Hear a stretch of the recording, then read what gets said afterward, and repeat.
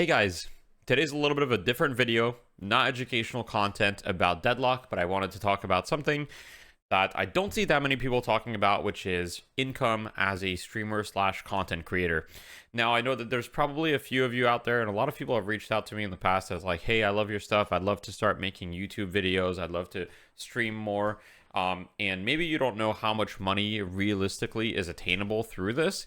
And so I wanted to come forward with you guys and let you know exactly how much money I've made from Deadlock ever since I've started creating content for it. Now, since I hate clickbait, I'm just going to go ahead and tell you guys the rough number right now, which is about 40,000 Canadian dollars since September 1st. However, I encourage you to stick around as I'm going to break down exactly where all of that income comes from, because some of it is from Twitch, some of it is from YouTube, different sources within Twitch and YouTube, as well as sponsorships. So if you're not familiar with me, hi, I'm Deathy. I'm a content creator for Deadlock as well as high level player. I have been playing since May and I have over 2,500 hours in the game, and I make mostly educational started. Let's get right into the numbers. All right, so first of all, I'm going to put some Deadlock gameplay in the background just, to keep you guys entertained. I'm going to put some visuals on the screen so that you guys can have a better idea of how the revenue is split. But let's talk for a second about how streamers make money. So depending on the size of the streamer, the revenue split can change quite significantly. Now I say streamers, I mean content creators in general. So generally bigger content creators are going to be able to get, work with an organization and get sponsored by, much bigger companies. And essentially it's kind of like the top, 0.1% take pretty much all of the revenue, right? And there's not much left for the rest of the streamers. Now, I am a pretty successful content creator, all things considered, right?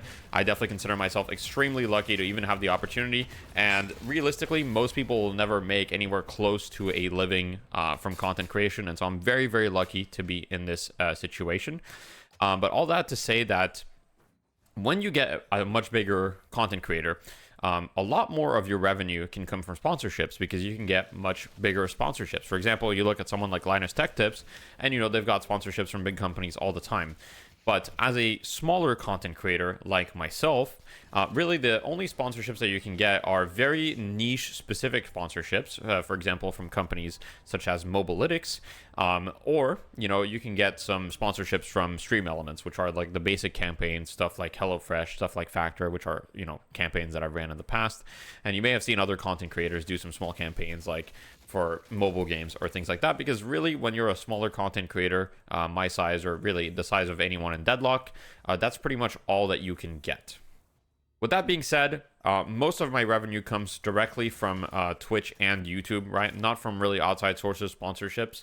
So out of the exact figure, which is around $39,000 Canadian that I made, so keep in mind this is Canadian dollars. You'll have to convert in your own currency to get an idea of how much this is. But if you're a US viewer, most likely it's about, much closer to 30,000 or even 28,000. The conversion is a little rough, right?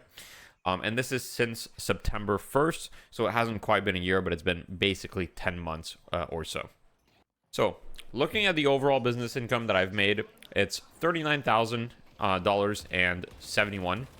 And now this is, includes all sorts of different sources. I'm not going to go over all the different sources, but I'm going to go over the main splits. So a big portion of that is Twitch income, and Twitch accounts for around $19,000 of my total income.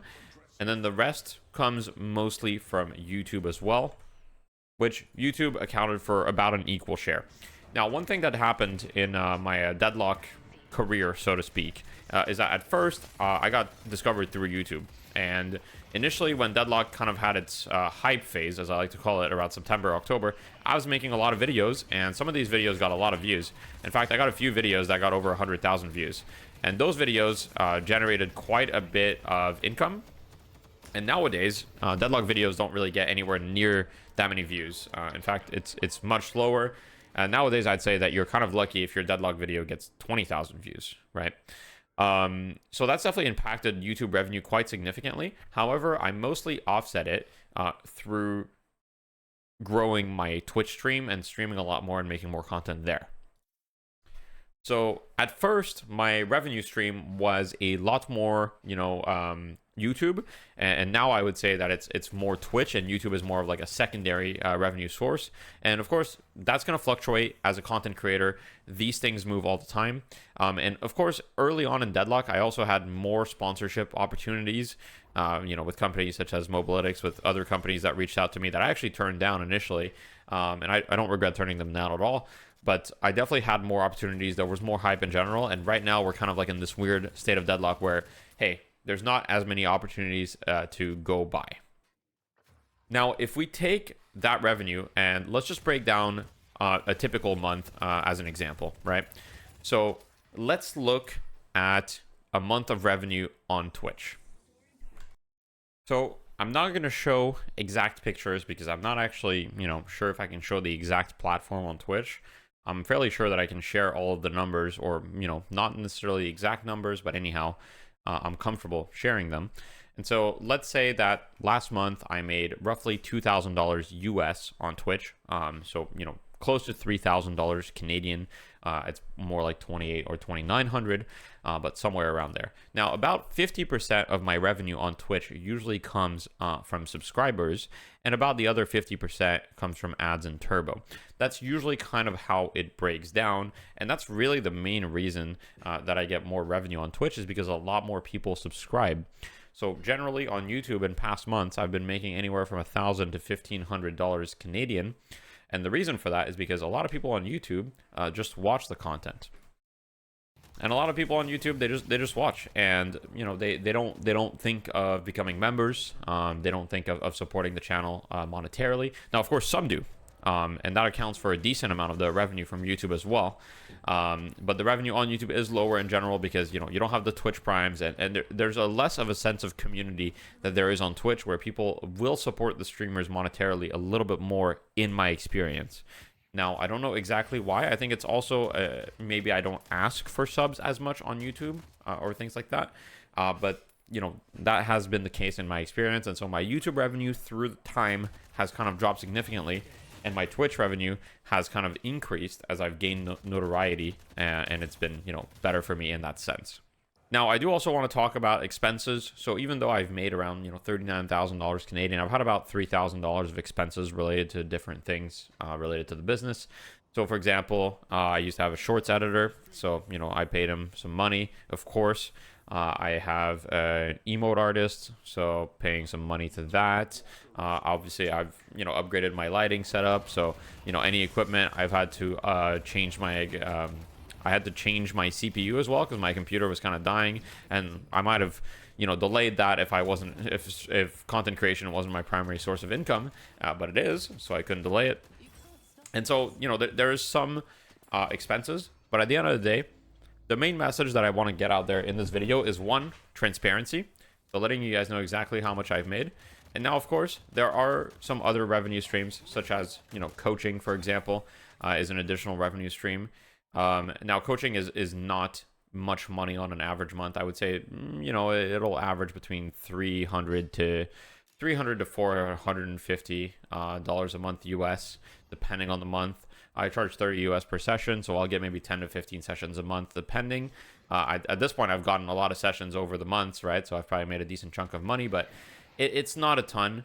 And the other thing is, as far as sponsorships go, right now, it's pretty dry, essentially, as far as sponsorships go. And so the only alternatives, if I want to make money, are to take essentially mobile game sponsorships, which I may have to do at this point, or maybe not have to do, but I may resort to doing to get a little additional income. And I don't think anybody would necessarily look down on me for doing that, but I guess we'll see. I just want to get the message that if there's anybody out there that is thinking of becoming a streamer or thinking of pursuing a career in streaming, to realize that, even those that are very lucky, like myself, and everything lines up perfectly, right? And I'd say I've put in a lot of work. I stream a lot. I make videos. I put in a lot of work for sure. Even for people like myself, it can still be quite difficult to make a living. And I am lucky to be in a financial situation at home where my expenses are fairly low. I don't live with my parents or anything, but I've just kind of, Montreal is a little bit lower cost of living, and I've been smart with my money through my life, so I also have some safety net, right? And so I'm in a situation where I can afford to make this move. But I would advise you, if you are thinking of pursuing this, to, you know, think very carefully about the money side.